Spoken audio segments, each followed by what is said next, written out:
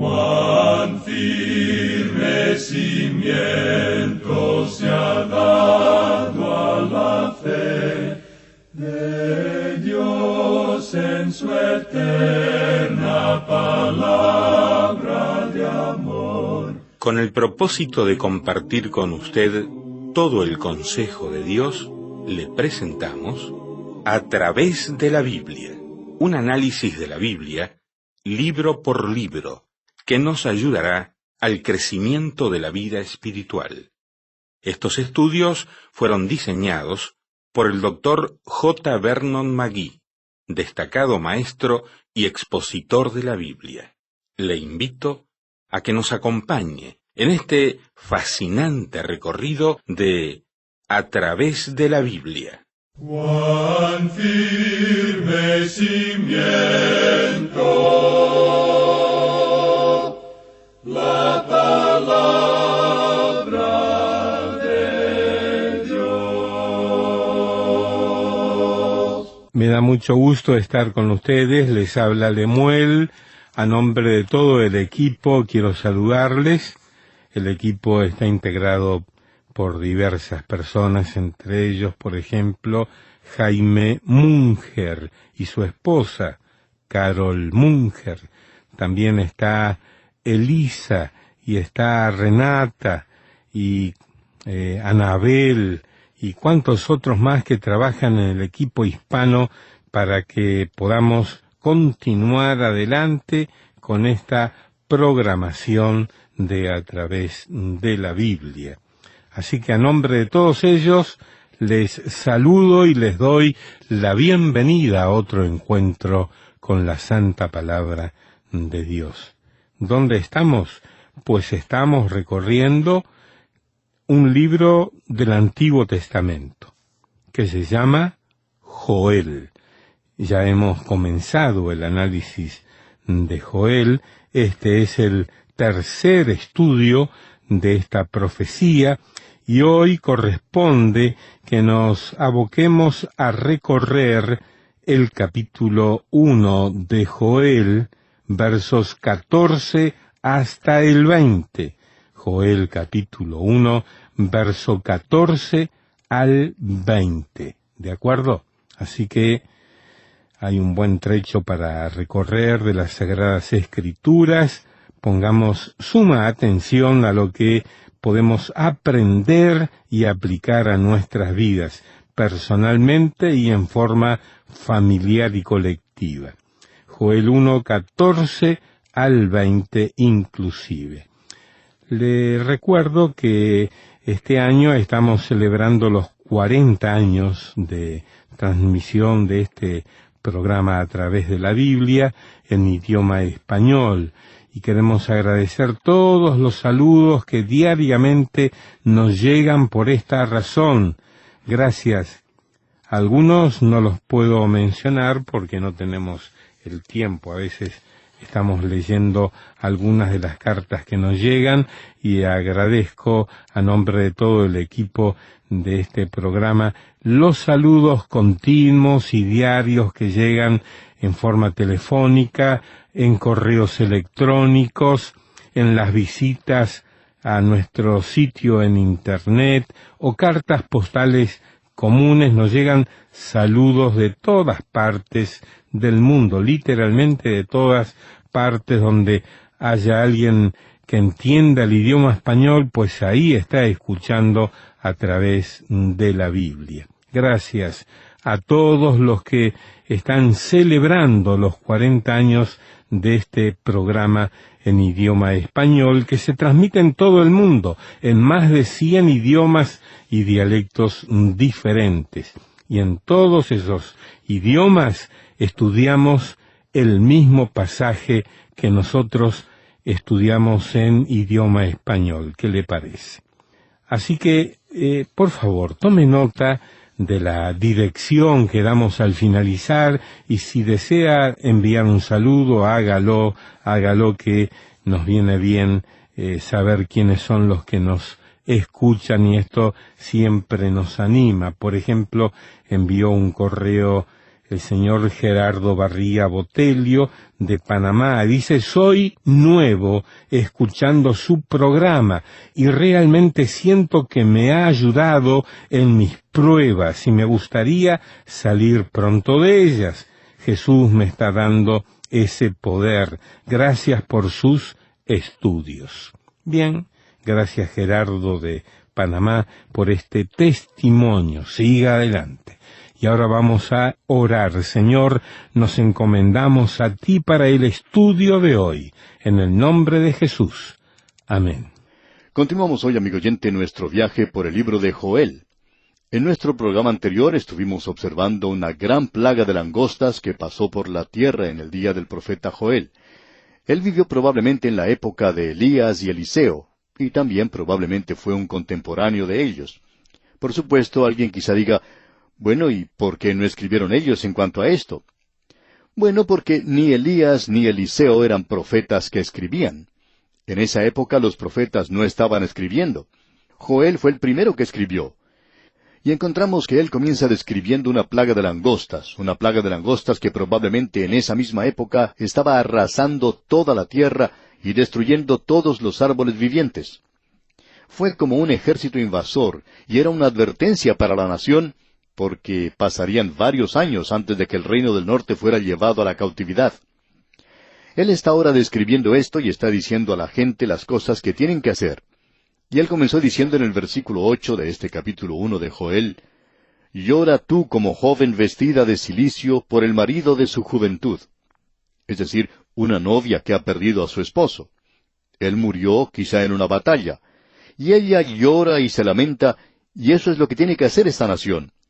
Luego él les dice que tienen que estar de luto, que tienen que avergonzarse, que tienen que gritar o gemir, y que ellos tienen que vestirse de cilicio.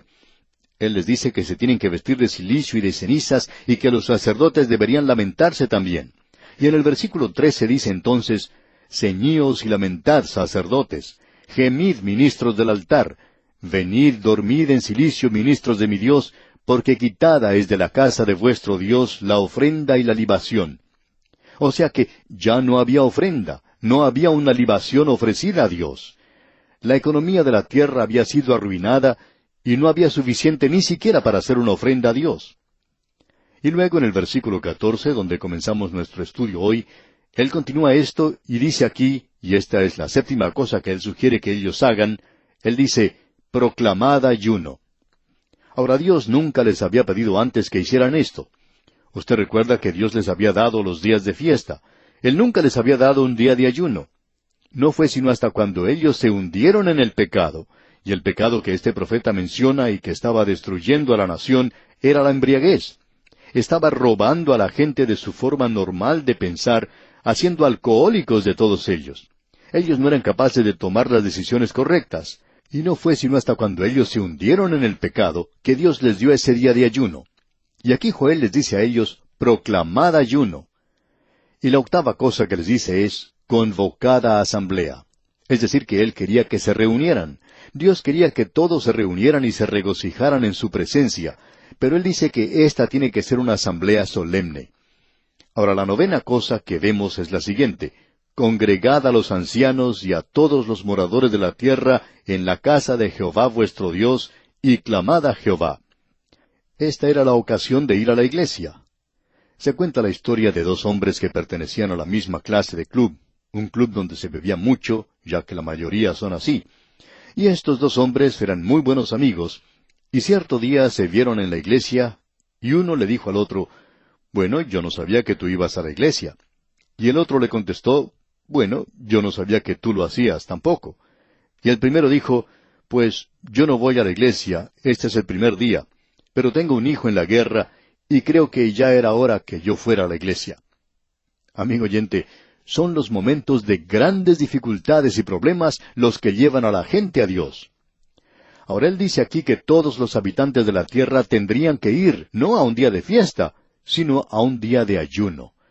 Y la última cosa que vemos aquí, la 10ª, dice, y clamad a Jehová. Clamad a Jehová. ¿Por qué? Porque Dios es misericordioso.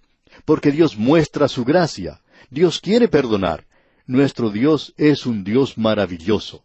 Ellos tenían que acercarse a Él, y Él oiría y respondería a su oración si ellos se acercaban a Él en tiempo de dificultad. Luego de haber presentado esta advertencia, y estos son mandatos en realidad, estas son las cosas que ellos deben hacer si quieren la bendición de Dios sobre ellos. El profeta ahora sale de este juicio de las langostas de una manera muy destacada, como casi todos los profetas lo hicieron, pero no hay nada que se pueda comparar a lo que hace Joel aquí. Él sale de una situación local para dirigirse al fin de los siglos. ¿Para hacer qué? Bueno, leamos aquí el versículo 15 que dice, «Ay del día, porque cercano está el día de Jehová, y vendrá como destrucción por el Todopoderoso». Ay del día. Ahora, ¿de qué está hablando aquí Joel? Bueno, escuchemos lo que dice. Leamos otra vez este versículo 15. Ay del día, porque cercano está el día de Jehová, y vendrá como destrucción por el Todopoderoso.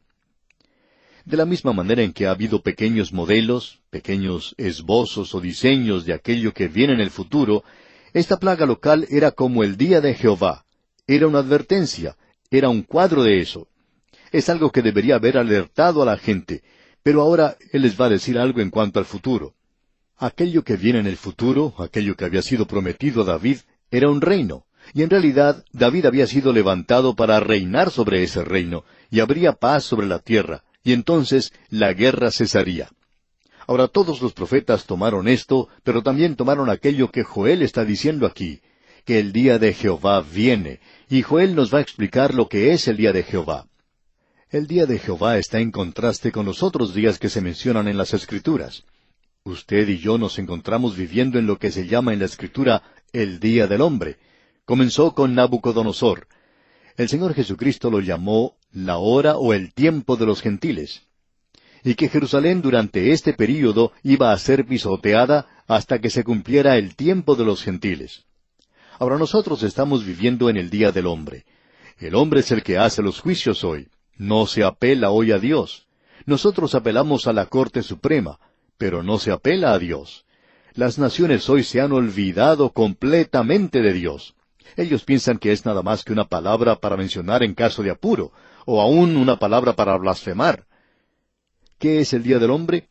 Vamos a citar una declaración que hizo el Dr. Schaeffer en su teología sobre la doctrina, y queremos presentarla porque es algo muy importante de comprender de lo que es el Día del Hombre.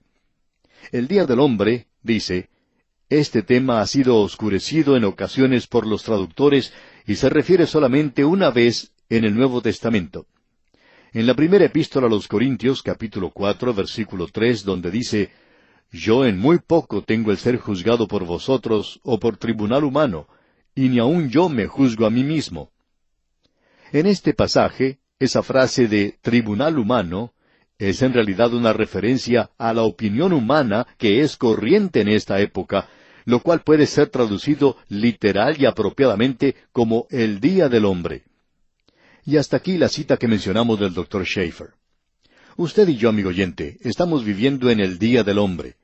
Y crea lo que abunda el humanismo hoy. El hombre cree que puede resolver el problema del mundo en el presente. ¿Y qué es lo que ha hecho el hombre? Ha llevado al mundo a una confusión terrible. Y cada político nuevo que se presenta afirma tener la solución. Bueno, ellos no tienen la solución. Los hombres hoy no pueden resolver los problemas de este mundo. Comprendemos que ha habido conversaciones tras puertas cerradas en los gobiernos de que las grandes naciones en el mundo de hoy no pueden resolver los problemas de este mundo. Ahora nosotros estamos viviendo en el Día del Hombre. La Escritura nos habla de otro día que vendrá, y ese es el día cuando Cristo venga a tomar su iglesia y sacarla de este mundo, y todos los creyentes estaremos ante Él. Usted puede leer lo que el apóstol Pablo dice allá en su primera epístola a los Corintios, capítulo 1, versículos 7 y 8. Leemos allí, «De tal manera que nada os falte en ningún don, esperando la manifestación de nuestro Señor Jesucristo, el cual también os confirmará hasta el fin, para que seáis irreprensibles en el día de nuestro Señor Jesucristo». ¿Cuál es ese día? Bueno, el día en que Él venga a sacar su iglesia, y la iglesia se presenta ante el tribunal de Cristo. Uno de los versículos favoritos es el que encontramos allá en la epístola a los Filipenses, capítulo 1, versículo 6, que dice, «Estando persuadido de esto, que el que comenzó en vosotros la buena obra, la perfeccionará hasta el día de Jesucristo. El día de Jesucristo es aquel día que Él le tome a usted y me tome a mí y nos saque de este mundo. Él nos va a guardar hasta aquel día. Luego entonces nosotros nos presentaremos ante Él para ver si recibimos o no recibimos una recompensa. Ese es el día del Señor Jesucristo, el día de Cristo. El Nuevo Testamento habla en cuanto al día del Señor, y tenemos una traducción en la segunda epístola a los Tesalonicenses, capítulo 2, versículo 2, que dice, que no os dejéis mover fácilmente de vuestro modo de pensar, ni os conturbéis. Es decir, que ellos se están uniendo a Él en el rapto. Ellos temían que iban a perder el rapto. El versículo 2 completo dice, que no os dejéis mover fácilmente de vuestro modo de pensar, ni os conturbéis, ni por espíritu, ni por palabra, ni por carta como si fuera nuestra, en el sentido de que el día del Señor está cerca. Ahora lo que Él está diciéndole a los creyentes es, ustedes no van a pasar a través del día del Señor. La Escritura es muy clara, y Joel es quien define esto para nosotros, y vamos a esperar hasta llegar allí, pero Él nos va a decir que el día del Señor es oscuridad y tinieblas, y que es un día difícil.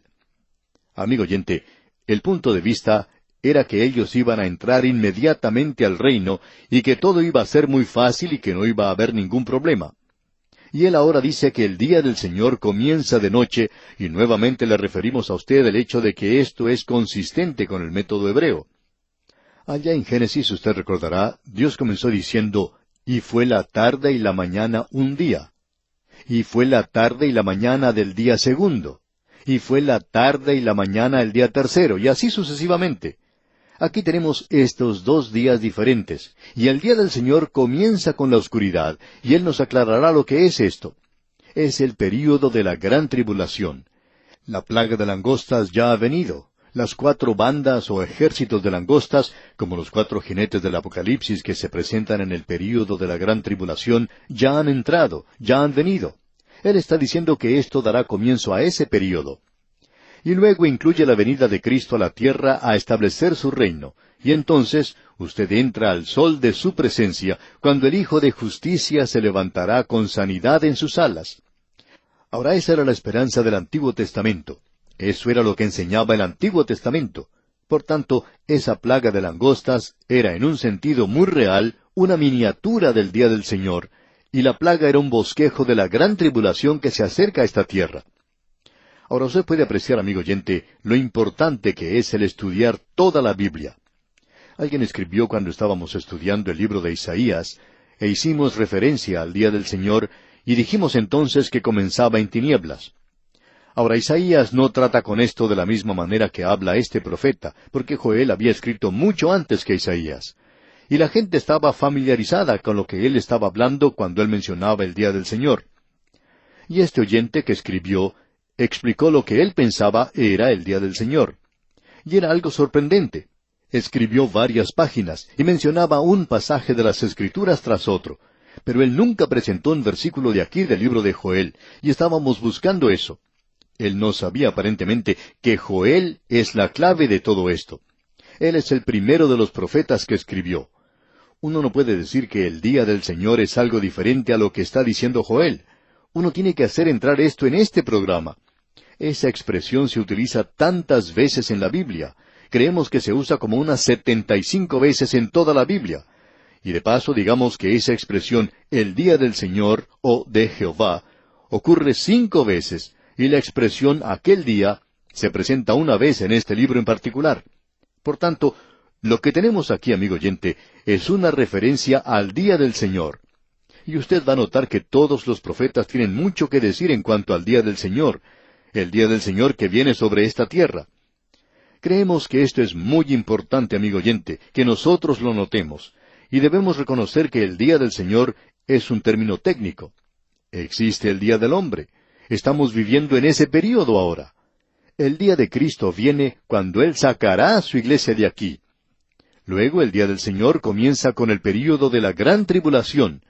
Después de todo, nosotros llamamos los días de la semana por diferentes nombres, lunes, martes, miércoles, etc. ¿Y no puede Dios llamar a estos diferentes períodos de tiempo de la manera que Él quiera? Por cierto que eso no es algo que los hombres pensaron, y por cierto que yo no hubiera pensado en llamarlo así. Pero esto lo encontramos aquí en la palabra de Dios, lo que estamos observando ahora, y es importante que comprendamos esto. Queremos seguir avanzando ahora porque lo que tenemos aquí es muy importante, y debemos aclarar que el día de Jehová no es el mismo día que se menciona en Apocalipsis.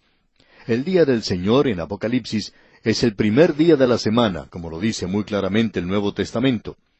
Escuchemos ahora lo que dice el versículo 16, cuando el profeta habla aún en cuanto a la plaga de las langostas. El versículo 16 del capítulo 1 de Joel dice, «¿No fue arrebatado el alimento de delante de nuestros ojos, la alegría y el placer de la casa de nuestro Dios?» Ya no hay más alegría ni gozo en la casa de Dios. Y pensamos que esa es una de las características de hoy. Uno puede ver esto de una manera muy clara cuando tiene oportunidad de visitar muchas iglesias en muchas localidades. En muchas partes, uno puede apreciar la tristeza que existe en algunas congregaciones cuando se reúnen, ya sea en una conferencia o en una iglesia.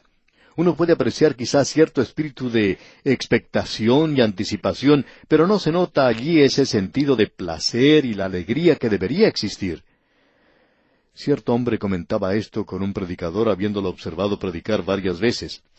Él notó que el predicador siempre trataba de hacer sonreír a la gente con algo humorístico al principio. Y él dijo que la razón por la cual este hombre hacía esto era porque existe un nivel muy bajo de gozo en las congregaciones del presente. Y así es, amigo oyente. Eso es algo que ha existido por mucho tiempo ya. El gozo ya se ha apartado.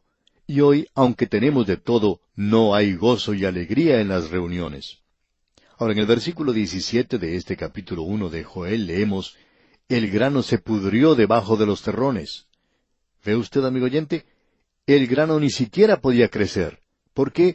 Porque las langostas se habían comido todo, aun esa parte de la planta que entraba en la tierra. Y luego dice, «Los graneros fueron asolados». O sea que uno no podía llenar los graneros.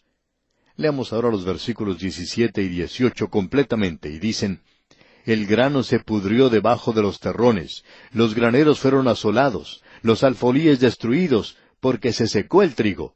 Cómo gimieron las bestias, cuán turbados anduvieron los hatos de los bueyes, porque no tuvieron pastos. También fueron asolados los rebaños de las ovejas». Usted puede apreciar, amigo oyente, que vino una gran hambre a esta tierra. Escuchemos ahora lo que dice el versículo 19. «A ti, oh Jehová, clamaré, porque fuego consumió los pastos del desierto, y llama abrasó todos los árboles del campo». Esto fue algo que consumió todo como el fuego.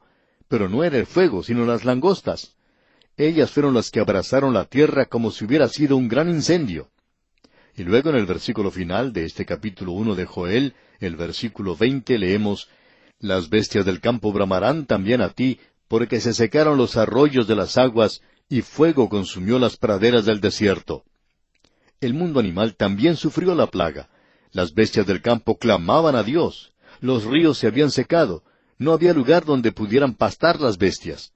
Esta era una época terrible, traicionera. Las langostas eran un juicio que había tocado todos los aspectos de la vida, y esto envolvía al hombre y a los animales. La tierra se creía devastada. Y eso es utilizado por Joel como un cuadro del día que viene en el futuro.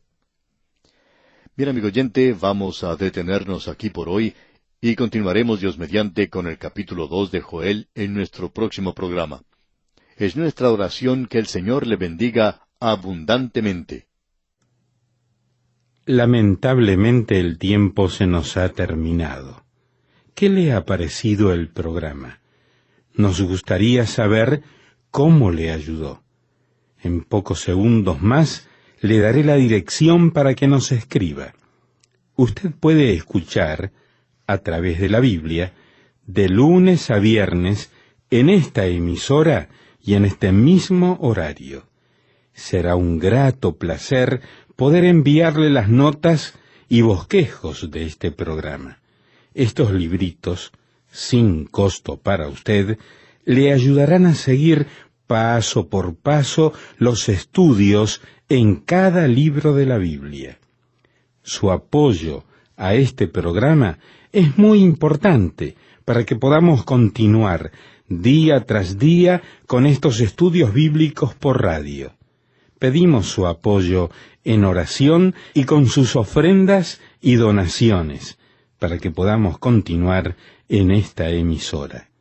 Si necesita más información o sencillamente para que nos cuente acerca de los beneficios que recibe de este programa, escriba a la siguiente dirección: A través de la Biblia, apartado 2805, Miami, Florida, 33265, 2805, Estados Unidos.